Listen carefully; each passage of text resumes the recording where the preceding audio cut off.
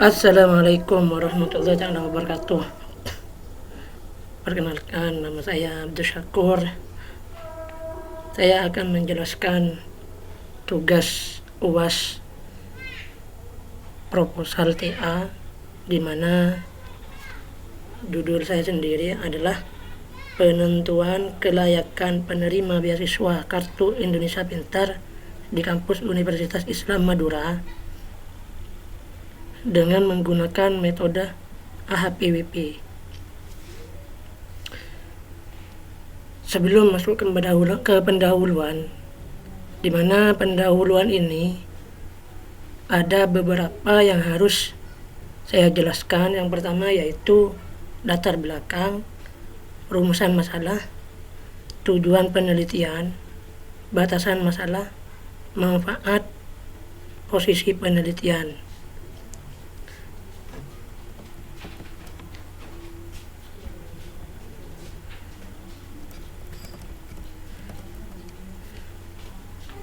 Latar belakang di sini ialah seiring berkembangnya pendidikan yang terus dilakukan oleh pihak pemerintah agar melakukan berbagai cara agar setiap anak bangsa tanpa terkecuali mendapatkan pendidikan yang layak dan berkualitas. Pendidikan untuk semua adalah piranti penting untuk membangun sumber daya manusia Indonesia. Undang-Undang Nomor 12 Tahun 2012 tentang pendidikan tinggi telah mengamanatkan kepada pemerintah untuk mewujudkan suatu keterjangkauan dan pemerintah yang berkeadilan dalam memperoleh pendidikan tinggi yang bermutu dan relevan dengan kepentingan masyarakat bagi kemajuan Indonesia ini. Untuk rumusan masalah, di sini ialah di latar belakang yang telah peneliti uraikan di atas, maka rumusan masalah dalam pembuatan sistem ini yaitu bagaimana cara mengambil suatu keputusan, sebuah solusi bagaimana tepat sasaran sehingga tidak melenceng dari yang diinginkan. Selanjutnya yaitu tujuan penelitian. Untuk menghitung tujuan ini menggunakan sistem pendukung keputusan, menggunakan metode AHP dan WP agar dapat membantu pihak kampus dalam mencari dan menghitung mahasiswa yang mengikuti jalur beasiswa KIP tersebut. Dan selanjutnya yaitu batasan masalah. Batasan masalah tersebut di sini ada 4. Dalam sistem batasan masalah antara lain, 1. Data yang digunakan berdasarkan dari Universitas Islam Madura. Yang kedua, sistem yang digunakan menggunakan PHP dan SAMPP. Yang ketiga, jenis beasiswa yaitu Kartu Indonesia Pintar. Yang keempat, kriteria yang digunakan yaitu yang pertama adalah Kartu Indonesia Pintar yang mempunyai Kartu Indonesia Pintar. Yang kedua, kartu keluarga. Yang ketiga, keterangan tidak mampu. Yang keempat, ijazah. Yang kelima, kartu NU itu. Yang keenam, penghasilan orang tua. Yang ketujuh, tagihan listrik. Di mana batasan tersebut jika semuanya dilakukan, maka pihak kampus dengan gampang untuk menentukan mahasiswa tersebut. Manfaat berikutnya yaitu manfaat penelitian. Manfaat penelitian ini ada 3. Yang pertama yaitu untuk menentukan suatu keputusan dari pihak kampus supaya tidak ragu lagi dari hasil yang diperoleh oleh metode ini. Yang kedua, memberikan kemudahan terhadap pihak kampus untuk seleksi kelayakan penerima beasiswa Kartu Indonesia Pintar nantinya. Yang ketiga yaitu sangat membantu bagi mahasiswa yang berkeinginan untuk melanjutkan ke perguruan tinggi, yakni di kampus Universitas Islam Madura ataupun kampus-kampus lainnya yang menyelenggarakan Kartu Indonesia Pintar tersebut,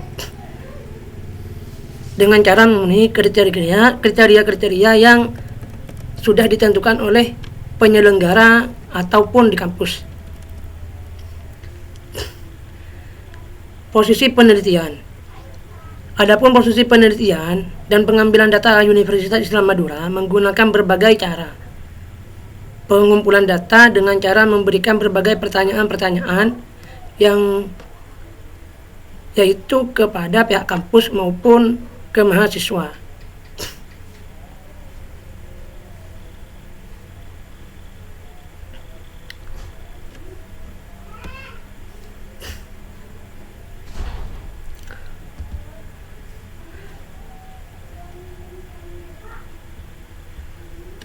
Untuk kajian pustaka di sini,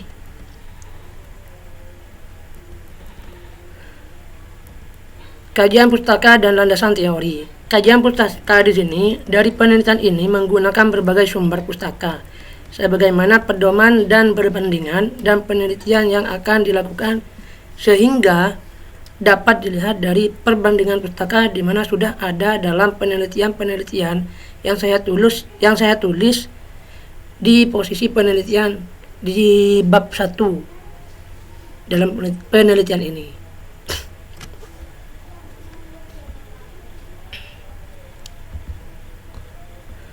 Landasan teori. Landasan teori di sini ada beberapa yang harus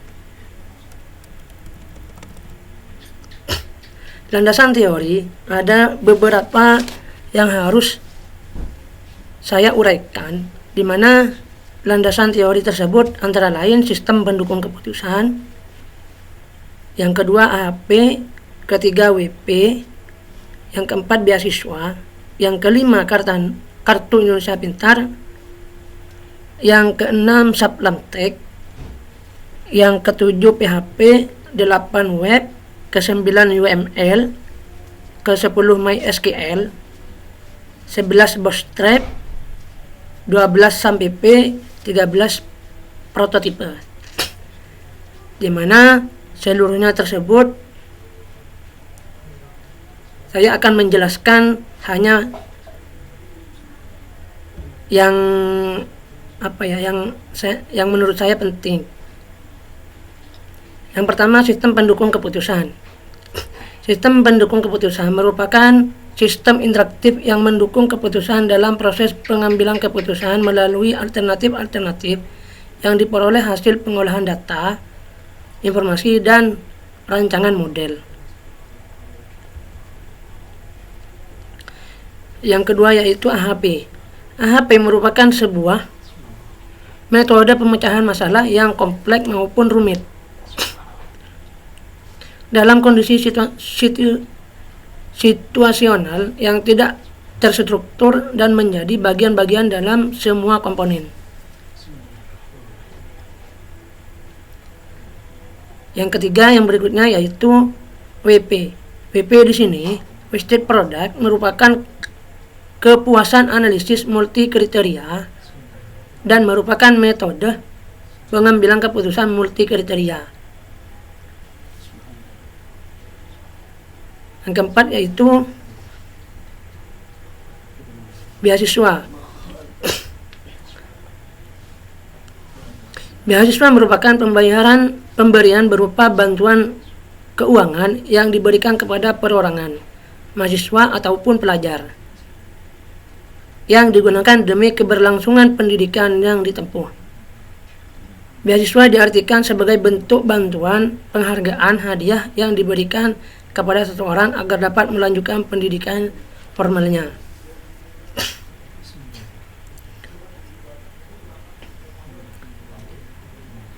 Yang kelima yaitu Kartu Indonesia Pintar.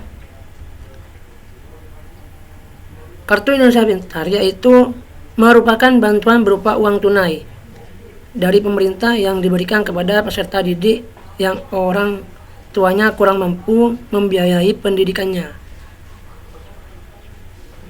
sebagai kelanjutan dari perluasan sasaran dari bantuan siswa miskin atau BSM. Yang berikutnya yaitu Saplamtek.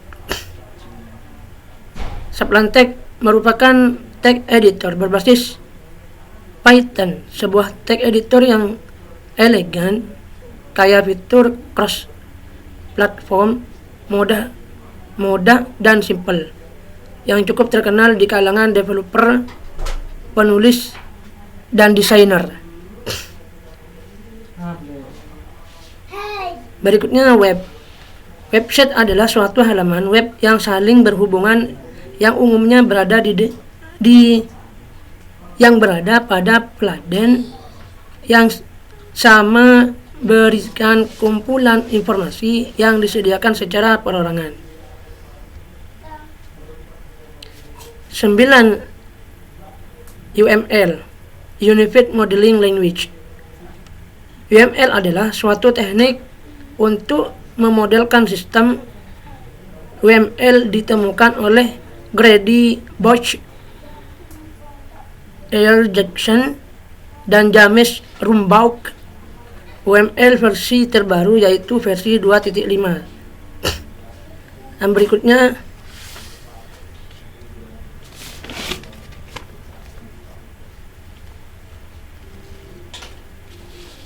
MySQL. MySQL adalah Relational Database Management System yang didistribusikan secara garis di bawah lisensi GPL, General Public License, di mana setiap orang bebas menggunakan MySQL, namun tidak boleh dijadikan produk turunan yang bersifat komersial. Berikutnya adalah Bootstrap.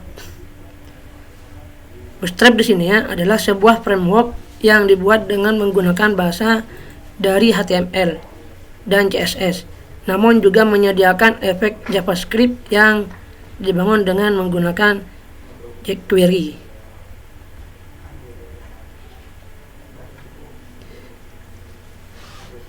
Berikutnya yaitu SAMPP. SAMPP adalah perangkat lunak open source yang diunggah secara gratis dan bisa dijalankan di semua operasi seperti Windows, Linux, Solaris, dan Mac.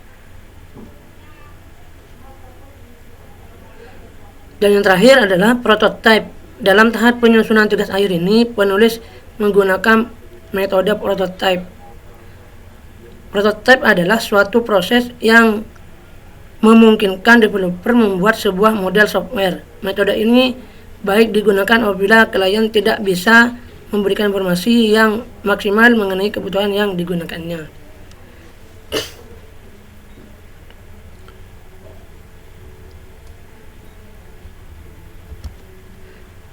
Selanjutnya, metode penelitian. Metode penelitian di sini ada 2 tahap. Tahapan penelitian, metode penelitian. Tahapan penelitian di sini yaitu tahapan mencakup langkah-langkah pelaksanaan dari awal sampai akhir.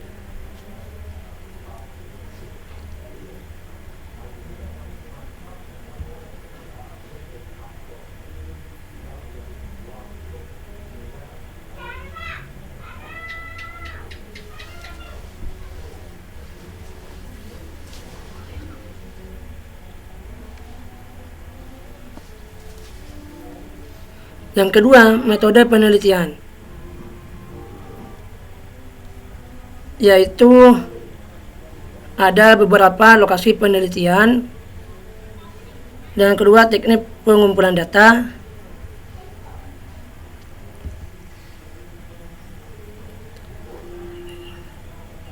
Yang ketiga yaitu analisis.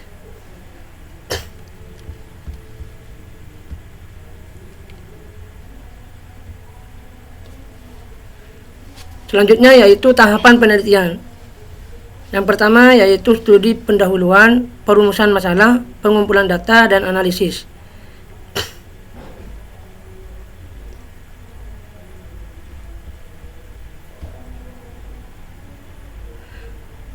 Metode penelitian. Di sini ada 3 lokasi penelitian. Yang kedua teknik pengumpulan data. Yang ketiga analisis.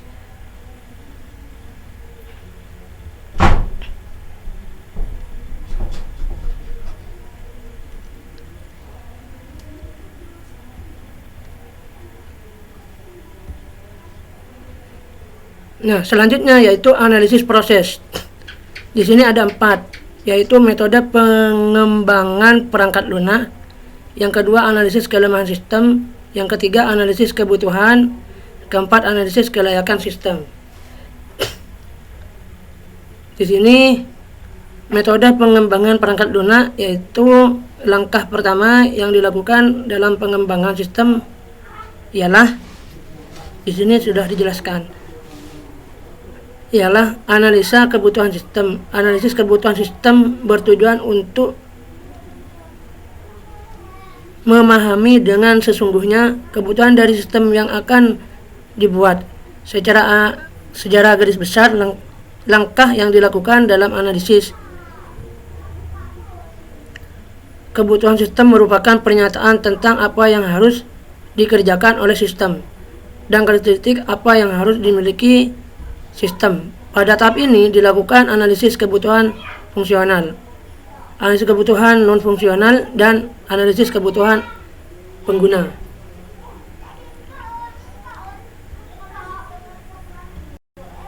Berikutnya analisis kelemahan sistem.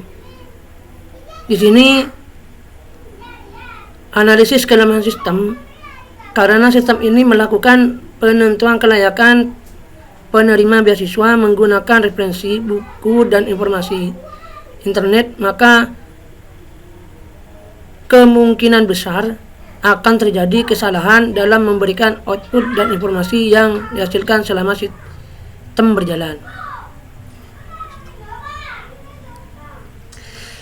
Berikutnya yaitu analisis kebutuhan. Kebutuhan sistem haruslah sesuai dengan kondisi dan kemampuan.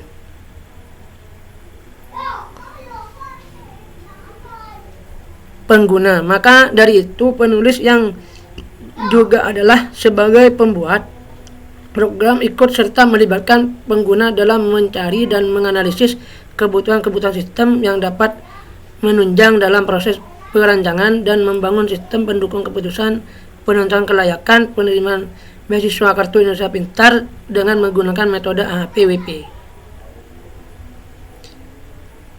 Dan yang terakhir adalah perancangan sistem. Perancangan sistem tersebut ada 3, yaitu use case diagram, activity diagram, dan design interface. Terima kasih. Mungkin hanya ini yang bisa saya sampaikan. Mohon maaf jika ada tutur kata yang salah, mohon maaf. Dan mungkin penelitian ini sangat tidak memuaskan karena hanya ini yang bisa saya sampaikan. Sekali lagi mohon maaf sebesar-besarnya dari saya Abdul Syakur. Wassalamualaikum warahmatullahi wabarakatuh.